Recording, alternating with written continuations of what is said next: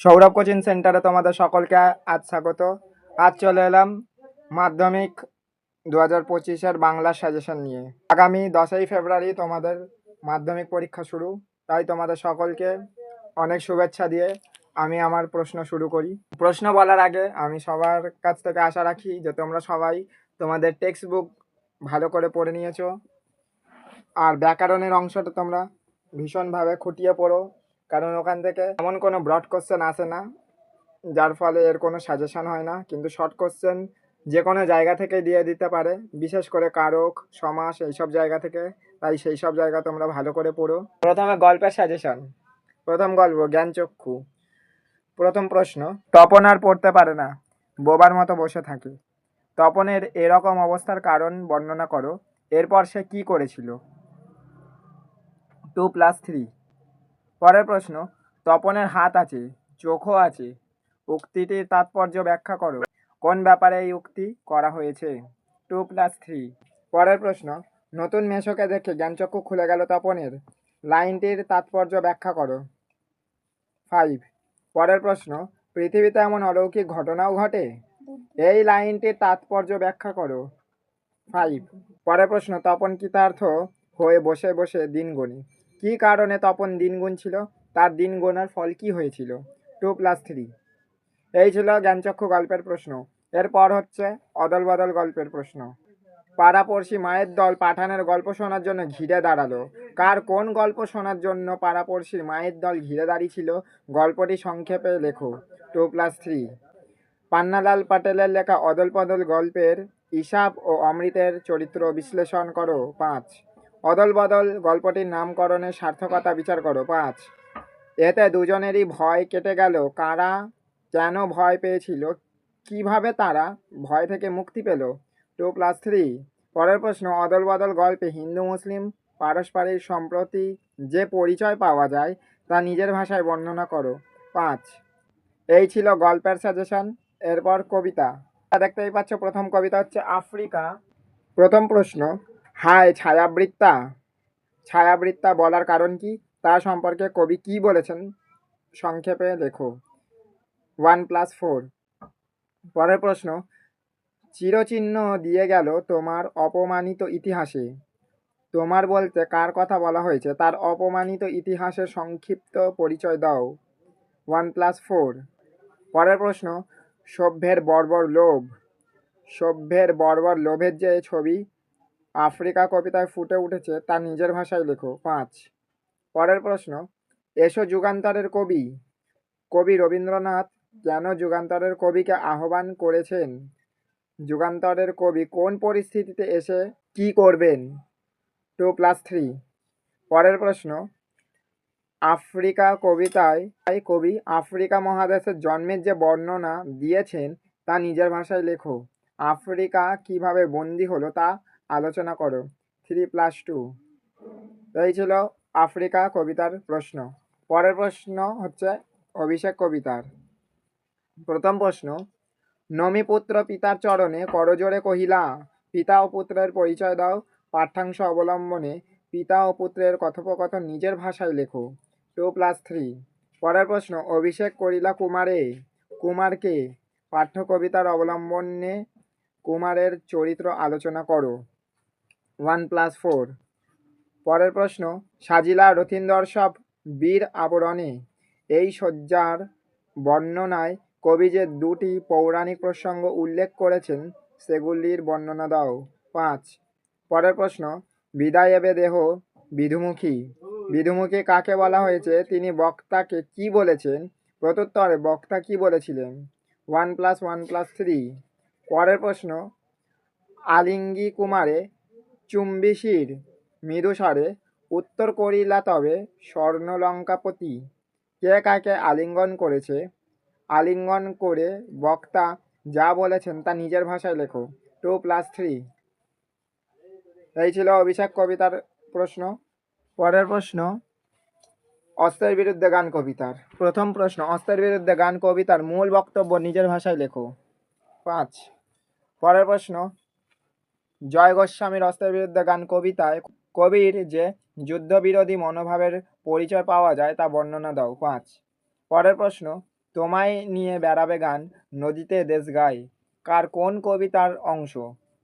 প্রসঙ্গ উল্লেখ করে বক্তব্যটির তাৎপর্য বুঝিয়ে দাও। 2+3। পরের প্রশ্ন, গান দাঁড়ালো ঋষি বালক, মাথায় গোজা ময়ূর পালক। গানকে ঋষি বালকের সঙ্গে তুলনা করা হয়েছে কেন? ঋষি বালক রূপে গান কোন ভূমিকা পালন করবে? 2+3। পরের প্রশ্ন, হাত নাড়িয়ে বুলেট তাড়াই, গানের বর্ম আজ পড়েছি গায়ে। হাত নাড়িয়ে বুলেট তাড়াই কথার অর্থটি কি? আর গানের বর্ম আজ পড়েছি গায়ে কথাটির তাৎপর্য বিশ্লেষণ করো। 2+3। পরের প্রশ্ন, প্রলয় উল্লাস কবিতা থেকে। প্রথম প্রশ্ন, তোরা সব জয়ধ্বনি কর, কবির এই কথা বলার কারণ সংক্ষেপে লেখো। পরের প্রশ্ন, প্রলয় উল্লাস কবিতায় একদিকে ধ্বংসের চিত্র আঁকা হয়েছে, আবার অন্যদিকে নতুন আশার বাণী ধ্বনিত হয়েছে, প্রসঙ্গটি কবিতার অবলম্বনে লেখো। 5। পরের প্রশ্ন, অন্ধকার আর বদ্ধকূপে বলতে কবি কি বুঝিয়েছেন? দেবতারা বাঁধা যজ্ঞযূপে, পাষাণ স্তূপে বলার কারণ বিশ্লেষণ করো। 2+3। পরের প্রশ্ন, প্রলয় উল্লাস কবিতায় প্রলয় কিভাবে উল্লাসের কারণ হয়ে উঠেছে তা সংক্ষেপে বর্ণনা করো। 5। এর পরের কবিতা হলো অসুখী একজন। সেখান থেকে প্রশ্ন হচ্ছে, যেখানে ছিল শহর সেখানে ছড়িয়ে রইল কাঠকয়লা। অসুখী একজন কবিতার অবলম্বনে শহরের এই পরিণতি কিভাবে হলো তা লেখো। 5। পরের প্রশ্ন, তারপর যুদ্ধ এলো। পাঠ্য কবিতায় কবি যুদ্ধের যে আশ্চর্য করুণ ও মর্মস্পর্শী ছবি এঁকেছেন তা নিজের ভাষায় লেখো। পরের প্রশ্ন, শিশু আর বাড়িরা খুন হলো, সেই মেয়েটির মৃত্যু হলো না, মেয়েটিকে তার মৃত্যু না হওয়ার কারণ কি? কি কারণে শিশু ও বাড়িরা খুন হলো না? 1+2+2। পরের প্রশ্ন, অসুখী একজন কবিতায় কবি অসুখী জীবনের অসুখ কিভাবে প্রকাশ করেছেন তা দৃষ্টান্ত সহ আলোচনা করো। 5। পরের প্রশ্ন, আর সেই মেয়েটি আমার অপেক্ষায় অপেক্ষমান এই নারীর মধ্যে দিয়ে কবি মানবীয় ভালোবাসার যে রূপটি ফুটিয়ে তুলেছেন তা পাঠ্য কবিতার অবলম্বনে আলোচনা করো। 5। এই ছিল কবিতার প্রশ্ন। এরপরে প্রবন্ধের প্রশ্ন। তোমরা জানো তোমাদের পাঠ্যপুস্তকে দুটো প্রবন্ধ রয়েছে, একটা হারিয়ে যাওয়া কালিকলম আর বাংলা ভাষায় বিজ্ঞান চর্চা, এই দুটো। তো তোমরা এই দুটোর মধ্যে কোনো একটাই ভালো করে পড়লে হবে, তার কারণ প্রশ্নই অথবা থাকে একটা হারিয়ে যাওয়া কালিকলম আর একটা বাংলা ভাষায় বিজ্ঞান, কোনো একটা করতে হয়। তাই তোমাদের যেটা সহজ মনে হচ্ছে তোমরা সেটাই করবে। তো হারিয়ে যাওয়া কালিকলম প্রবন্ধ থেকে প্রথম প্রশ্ন হলো, ফাউন্টেন পেন বাংলায় কি নামে পরিচিত? নামটি কার দেওয়া বলে উল্লেখ করা হয়েছে? ফাউন্টেন পেনের জন্মের ইতিহাস লেখো। 1+4। পরের প্রশ্ন, আশ্চর্য সবই আজ অবলুপ্তির পথে, সবই পরিচয় দাও। উল্লেখিত বিষয়টি কিভাবে আজ অবলুপ্তির পথে আলোচনা করো। 1+4। পরের প্রশ্ন, আমরা কালিও তৈরি করতাম নিজেরাই, কারা কালি তৈরি করতেন, তারা কিভাবে কালি তৈরি করতেন। 2+3। পরের প্রশ্ন, আমরা কালিও তৈরি করতাম নিজেরাই, কারা কালি তৈরি করতেন, তারা কিভাবে কালি তৈরি করতেন। 2+3। পরের প্রশ্ন, আমার মনে পড়ে প্রথম ফাউন্টেন কেনার কথা, বক্তার আসল নাম কি, তার ফাউন্টেন কেনার ঘটনাটি সংক্ষেপে বিবৃতি করো। 1+4। পরের প্রশ্ন, তাই দিয়ে আমাদের প্রথম লেখালেখি, লেখকের প্রথম লেখালেখির আয়োজনের পরিচয় দাও। পরের প্রশ্ন, তাই কেটে কাগজের মতো সাইজ করে নিয়ে আমরা তাতে হোম টাস্ক করতাম, কিসে হোম টাস্ক করা হতো, হোম টাস্ক করা সম্পূর্ণ বিবরণ দাও। 1+4। এই ছিল হারিয়ে যাওয়া কালিকলম প্রবন্ধের প্রশ্ন। এরপর বাংলা ভাষায় বিজ্ঞান চর্চার প্রবন্ধের প্রশ্ন হলো, বাংলা ভাষায় বিজ্ঞান শীর্ষক প্রবন্ধটি পরিভাষা রচনা প্রসঙ্গে লেখক যে বক্তব্য প্রকাশ করেছেন তা আলোচনা করো। 5। পাশ্চাত্য দেশের তুলনায় এদেশে জনসাধারণের বৈজ্ঞানিক জ্ঞান নগ্ন, লেখকের এমন বক্তব্যের কারণ কি। 5। পরের প্রশ্ন, বাংলা বিজ্ঞান বিষয়ক গ্রন্থে পাঠকদের লেখক যে দুটি শ্রেণীতে ভাগ করেছেন তাদের পরিচয় দাও। 5। এর পরের প্রশ্ন, সিরাজদৌল্লা নাটক থেকে। তোমাদের একটাই নাটক আছে আর এই নাটক থেকে একটা করতে হবে। প্রশ্ন, সিরাজদৌল্লা নাট্যাংশ অবলম্বনে সিরাজদৌল্লা চরিত্র বৈশিষ্ট্য আলোচনা করো। পরের প্রশ্ন, কিন্তু ভদ্রতার অযোগ্য তোমরা, কাকে উদ্দেশ্য করে কথাটা বলা হয়েছে? এ কথা বলার কারণ কি? 1+3। পরের প্রশ্ন, এই মুহূর্তে তুমি আমার দরবার ত্যাগ করো। বক্তা কাকে দরবার ত্যাগ করতে বলেছেন? তাকে দরবার ত্যাগ করতে বলার কারণ কি? 1+3। পরের প্রশ্ন, বাংলা শুধু হিন্দুর নয়, বাংলা শুধু মুসলমানের নয়, মিলিত হিন্দু মুসলমানের মাতৃভূমি গুলবাগ এই বাংলা। কাদের উদ্দেশ্যে কথা বলা হয়েছে? এই বক্তব্যের মধ্যে দিয়ে বক্তার কি চারিত্রিক বৈশিষ্ট্য প্রতিফলিত হয়েছে? 1+3। পরের প্রশ্ন, বাংলার এই দুর্দিনে আমাকে ত্যাগ করবেন না, কাদের উদ্দেশ্যে কথা বলা হয়েছে? কোন দুর্দিনের জন্য তার এই আবেদন? 1+3। পরের প্রশ্ন, বাংলার ভাগ্যাকাশে আজ দুর্যোগের ঘনঘটা, তার শ্যামল প্রান্তরে আজ রক্তের আলপনা। বক্তাকে কোন দুর্যোগের কথা বলা হয়েছে? 1+3। পরের প্রশ্ন, বাংলার মান, বাংলার মর্যাদা, বাংলার স্বাধীনতা রক্ষার প্রয়াসে আপনারা আমাদের শক্তি দিয়ে, বুদ্ধি দিয়ে সর্বরকমের আমাকে সাহায্য করুন। সিরাজ কাদের কাছে সাহায্যের আবেদন জানিয়েছিলেন? কেন তিনি এই সাহায্যের প্রত্যাশী হয়েছিলেন? 1+3। পরের প্রশ্ন, মুন্সিজি এই পত্রের মর্ম সভাসদদের বুঝিয়ে দিন। কে কাকে পত্র লিখেছিলেন? এই পত্রে কি লেখা ছিল? 1+3। পরের প্রশ্ন, ওখানে কি দেখছো মূর্খ? বিবেকের দিকে চেয়ে দেখো। বক্তাকে উদ্দিষ্ট ব্যক্তির প্রতি বক্তার কি মনোভাব লক্ষ্য করা যায়? 1+3। পরের প্রশ্ন, এইবার হয়তো শেষ যুদ্ধ, কোন যুদ্ধের কথা বলা হয়েছে? বক্তা এই যুদ্ধকে শেষ যুদ্ধ বলেছেন কেন? 1+3। পরের প্রশ্ন, দরবার ত্যাগ করতে আমরা বাধ্য হচ্ছি জাহাপনা। বক্তাকে তারা কেন দরবার ত্যাগ করতে চান? 1+3। পরের প্রশ্ন, ওকে ওর প্রাসাদে পাঠিয়ে দিন জাহাপনা, ওর সঙ্গে থাকতে আমার ভয় হয়। বক্তাকে তার এরকম ভয় হওয়ার কারণ কি? 1+3। তারপর সহায়ক গ্রন্থ হিসেবে কোনি থেকে তোমাদের মোট 3টে প্রশ্ন আছে 5-এর, সেখানে 2টো করতে হবে। প্রথম প্রশ্ন হচ্ছে, কোনির পারিবারিক জীবনের পরিচয় দাও। 5। পরের প্রশ্ন, জোচ্চুরি করে আমাকে বসিয়ে রেখে এখন ঠেকায় পড়ে এসেছো আমার কাছে। কোনির এই অভিমানের কারণ কি? এর পরবর্তী ঘটনা সংক্ষেপে বর্ণনা করো। পরের প্রশ্ন, কোনি উপন্যাস অবলম্বনে সাঁতার প্রশিক্ষক ক্ষিতীশ সিংহর চরিত্র সংক্ষেপে আলোচনা করো। 5।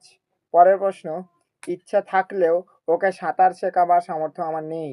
কে এ কথা বলেছে তার পরিচয় সংক্ষেপে উল্লেখ করো। 1+4।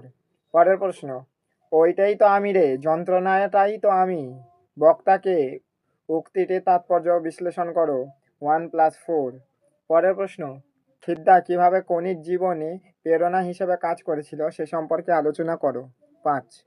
পরের প্রশ্ন, আপনি আমার থেকে 4,000 গুণ বড় লোক, কিন্তু 4 লক্ষ টাকা খরচ করেও আপনি নিজের শরীরটাকে চাকর বানাতে পারবেন না। বক্তা কাকে কেন কথা বলেছিল? 1+4। পরের প্রশ্ন, বিষ্ণুধরের বিরক্তির কারণ। হাত 15 দূরে একটা লোক। বিষ্ণুধরের সংক্ষিপ্ত পরিচয় দিয়ে তার বিরক্তির কারণ উল্লেখ করো। 5। পরের প্রশ্ন, খাওয়ায় আমার লোভ নেই, ডায়েটিং করি। বক্তাকে তার ডায়েটিংয়ের পরিচয় দাও। 1+4। পরের প্রশ্ন, এটা বুকের মধ্যে পুষে রাখুন। কি পুষে রাখার কথা বলা হয়েছে? কি কারণে এই পুষে রাখা? 1+4। এর প্রশ্ন, কোনি উপন্যাসে কাহিনী অবলম্বনে স্বামীর যোগ্য সহধর্মিণী রূপে লীলাবতীর পরিচয় দাও। 5। পরের প্রশ্ন, ফাইট কোনি ফাইট। সাধারণ সাঁতারু থেকে চ্যাম্পিয়ন হয়ে উঠতে গিয়ে কোনিকে কি ধরনের ফাইট করতে হয়েছিল নিজের ভাষায় লেখো। 5। পরের প্রশ্ন, খিদ্দা এবার আমরা কি খাবো? বক্তাকে উদ্দিষ্ট ব্যক্তি কিভাবে তাদের সাহায্য করেছিল? 1+4। পরের প্রশ্ন, চিড়িয়াখানায় কোনিকে নিয়ে বেড়াতে গিয়ে কি ঘটেছিল? এই ঘটনা থেকে ক্ষিতীশের কি মনে হয়েছিল? 2+3।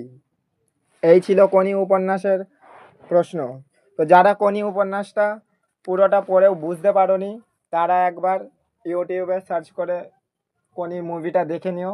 আশা করি সেখান থেকে বুঝতে পারবে, কারণ কোনি উপন্যাসটা একটা বড় উপন্যাস আর খুব শিক্ষামূলক একটা উপন্যাস, মতি নন্দীর লেখা। তাই তোমরা চাইলে সেটা মুভি দেখে নিতে পারো। আর যারা দেখে নিয়েছো তাদের কাছে তো এই বিষয়টা পুরো জলের মতো পরিষ্কার হয়ে গেছে। এর পরের প্রশ্ন হচ্ছে প্রবন্ধ রচনা থেকে, যেটা 10 নম্বরে আসে। মোট 4টে আসে, একটা করতে হয়। বাংলার প্রথম প্রশ্ন, বাংলার উৎসব। এখানে তোমরা উৎসবের ব্যাপারে, যেমন ঈদ হতে পারে, দুর্গাপুজো হতে পারে, মহরম হতে পারে, পৌষ পার্বণ হতে পারে, দোল উৎসব হতে পারে, তো যা ইচ্ছা তোমরা যে কোনো 4-5টা উৎসবের ব্যাখ্যা দিয়ে দেবে। দৈনন্দিন জীবনে বিজ্ঞান, এখানে আমরা প্রত্যেক দিন জীবনে বিজ্ঞানকে কিভাবে ব্যবহার করি তার একটা সম্পূর্ণ প্রবন্ধ আকারে রচনা লিখবে। তারপর বিজ্ঞান আশীর্বাদ না অভিশাপ। তো বিজ্ঞান যেমন আমাদের ভালো জিনিস দিচ্ছে, তেমন বিজ্ঞান আবার খারাপ জিনিসও দিচ্ছে। সেটা কিভাবে, সেটা তোমরা ভালোভাবে পর্যবেক্ষণ করে নিজের মতো করে লিখবে। তারপর বিজ্ঞানের ভালো মন্দ, পরিবেশ দূষণ প্রতিকারের ছাত্র সমাজ। তো বিজ্ঞানের ভালো আর মন্দ দিকে, পরিবেশ দূষণটা আটকাবার জন্য ছাত্র সমাজ কিভাবে এগিয়ে আসছে তার ব্যাখ্যা করতে হবে। পরের প্রশ্ন, পরিবেশ রক্ষায় ছাত্র সমাজ চরিত্রের গঠন। এখানে ছাত্র সমাজ কিভাবে পরিবেশটাকে রক্ষা করতে পারে তার সম্পর্কে লিখতে হবে। আর শেষ প্রশ্ন হচ্ছে ছাত্র জীবনে খেলাধুলার ভূমিকা। খেলাধুলাটা আমাদের জীবনে কি গুরুত্ব রাখে সেটা এখানে লিখতে হবে। তাই ছিল প্রবন্ধ রচনা। এরপর হচ্ছে সংলাপ রচনা, যেটা 5 নম্বরে আসে। সংলাপ মানে দুই বন্ধুর মধ্যে বা দুই ব্যক্তির মধ্যে কথোপকথন চলছে, সেটাই। এর মধ্যে তোমরা দেখতে পাচ্ছ ইন্টারনেটের ভালো মন্দ, ইন্টারনেটের কি ভালো আর খারাপ দিক আছে সেই সম্পর্কে মন্তব্য বা সংলাপ করা। তারপর বৃক্ষরোপণের উপযোগিতা, গাছ লাগিয়ে কি কি ভালো দিক হয় সেই সব নিয়ে আলোচনা করা। জল সংরক্ষণ, সোশ্যাল মিডিয়ার ভালো আর খারাপ দিক, এইসব। পরবর্তী প্রশ্ন হচ্ছে প্রতিবেদন রচনার। মনে রাখবে, যদি সংলাপ করো তো প্রতিবেদন রচনা করতে হবে না, যদি প্রতিবেদন রচনা করো তাহলে সংলাপ করতে হবে না, কোনো একটাকে তোমরা স্কিপ করে যেতে পারো। প্রতিবেদন রচনার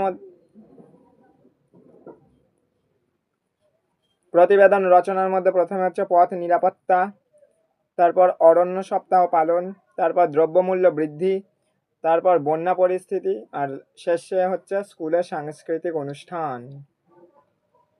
এছাড়াও তোমরা বাড়তি করে ডেঙ্গু, বিশ্ব উষ্ণায়ন এগুলোও পড়ে যাও, কারণ বর্তমান পরিস্থিতি হিসেবেই মাধ্যমিকে প্রশ্ন আসে। তাই ছিল মাধ্যমিক বাংলার সাজেশান। আমি কখনোই বলবো না যে আমার সাজেশান পড়ে যাওয়ার মাধ্যমিকে পুরো একদম 100% কমন পেয়ে যাবে। হতে পারে এখান থেকে আসবে, কারণ বিগত কয়েক বছরের প্রশ্ন দেখে এই প্রশ্ন বানানো হয়েছে, তাই এখান থেকে আসার সম্ভাবনা আছে। এছাড়াও স্কুলে যা পড়িছে বা তোমাদের গৃহশিক্ষক যেগুলো পড়াচ্ছে সেই সব তোমরা একটু চোখে রেখো, সেই সব তোমরা একটু মনে রেখো। আর আমার এই প্রশ্নগুলো একটু নজরে দিও, কারণ এগুলো গুরুত্বপূর্ণ হিসেবে আসতেও পারে। এছাড়াও ব্যাকরণের দিক দিয়ে যেটা আমি আগেই বললাম, যে ব্যাকরণের টেক্সট বুকটা তোমরা ভালো করে খুঁটিয়ে পড়বে, কারণ ওখান থেকে কোনো ব্রড কোশ্চেন আসে না, সব শর্ট কোশ্চেন এমসিকিউ আর এসিকিউ আকারে আসে, প্রধানত কারক, বিভক্তি, সমাস আর বাক্য। তোমাদের যদি এই প্রশ্নর পিডিএফ চাই তাহলে ডেসক্রিপশানে দেওয়া আছে আমার হোয়াটসঅ্যাপ গ্রুপ, সেখানে তোমরা জয়েন হয়ে যাও। সেখান থেকে তোমরা এই পিডিএফটা বিনামূল্যে সংগ্রহ করে নিতে পারবে। আর মাধ্যমিকের এর পরের বিষয়গুলোও আমি সাজেশান আকারে দেব, সেগুলোর জন্য আমার চ্যানেলটাকে সাবস্ক্রাইব করে পাশের বেল আইকনটা বাজিয়ে দিও। আর মাধ্যমিক জীবনের প্রথম বড় পরীক্ষা, তাই কেউ চিন্তা ভাবনা নিয়ে পরীক্ষা দিতে যাবে না, একদম শান্ত মাথায় পরীক্ষা দেবে, যেমন স্কুলের পরীক্ষা হয় ঠিক সেইভাবে। আর বিশেষ করে অভিভাবকদের বলতে চাই যে আপনারা আপনাদের বাচ্চাদের বেশি চাপ বা মানসিক অত্যাচার করবেন না, কারণ যারা মাধ্যমিক দেয় তাদের বয়স মোটামুটি 15 থেকে 17-র মধ্যে থাকে, তাই এই সময় তাদের সাথে বন্ধুর মতো মিশুন। বেশি যদি চাপ সৃষ্টি করেন তো খারাপ কিছু হয়ে যেতে পারে।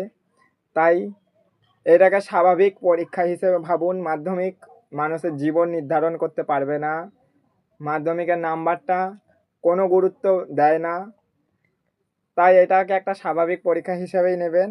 আর বাচ্চাদের হাসি খুশি রাখার চেষ্টা করবেন, যাতে তারা হাসি খুশিভাবে পরীক্ষাটা দেয় আর ভয় না পেয়ে দেয়। আর পর্যাপ্ত ঘুম খুবই গুরুত্বপূর্ণ, না তো পরীক্ষার সময় ঘুম পেয়ে যেতে পারে। তো এই বলেই আমি আমার ভিডিওটা আজকে শেষ করছি। আবার দেখা হবে পরবর্তী সাজেশন ভিডিওতে। সকলকে ধন্যবাদ আমার ভিডিওটা এতক্ষণ দেখার জন্য।